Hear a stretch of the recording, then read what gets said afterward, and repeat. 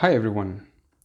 Today I want to talk about Victorinox, and as you can see, I'm quite the Victorinox fanboy. I have all sorts of Victorinox knives, folders, multi-tools, a watch, and I have to say I'm very fond of Victorinox because I believe they offer superb quality for the price they're asking.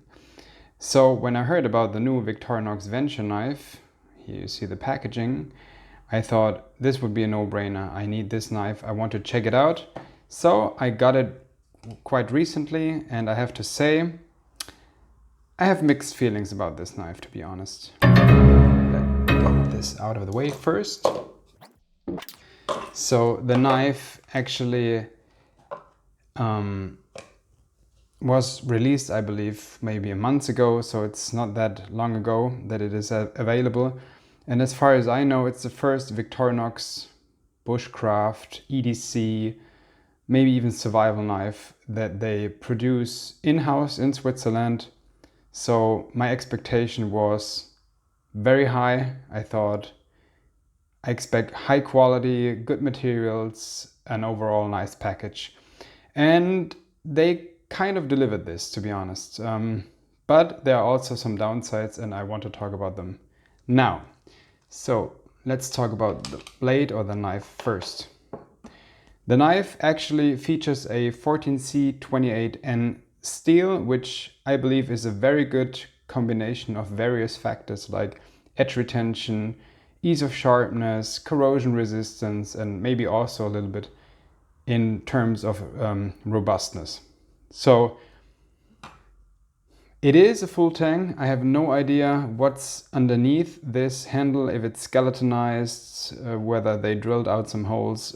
What I can say is that the knife itself is rather light, so I have no issues with that. We have a full flat grind, and I have to say, even though it's a machine finish, I think it's quite nice. Turned out quite nice. And also, whoever put an edge on this blade certainly knew how to do it. I mean, this thing is really razor sharp.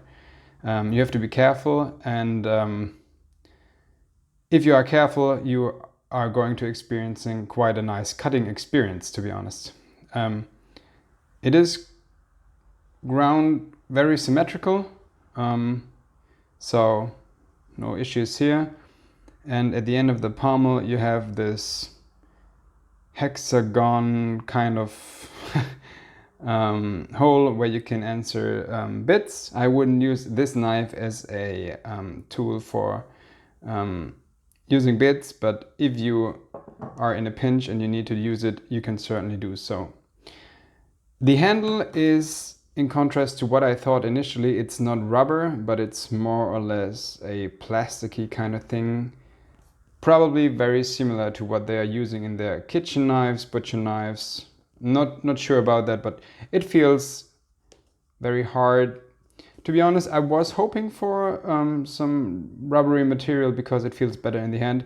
On the other hand, this material is probably much more durable, rugged than rubber, so less wear and tear over the years. Yeah, depends on the user actually what you prefer. But overall, even though I'm not that fond of this handle material, I think it's a very good knife, great in the hand, lightweight. The stock is reasonably thick. I mean, it's let me look it up. Here are the specs, 3.4 millimeters. So I think this is very good in terms of compromise, ruggedness, robustness, and sliceability. Of course, this knife is not meant as a pry bar or any abusive behavior when it comes to knives. It's really a knife meant for cutting, and I have to say, I have to give Victorinox some credits for that, because a lot of companies nowadays are afraid apparently to produce something that is actually meant as a knife, because they are probably afraid of people breaking it, abusing it, and then claiming it's not a good knife. Victorinox refrained from that, and what they came up with is a very good knife. By the way, this product, as all the products here, I bought with my own money, so it's not sponsored or provided by any manufacturer or the manufacturer, any distributors, dealers, and whatnot. So it's a completely honest review. The sheath I don't like, to be honest. I think it doesn't do the knife justice.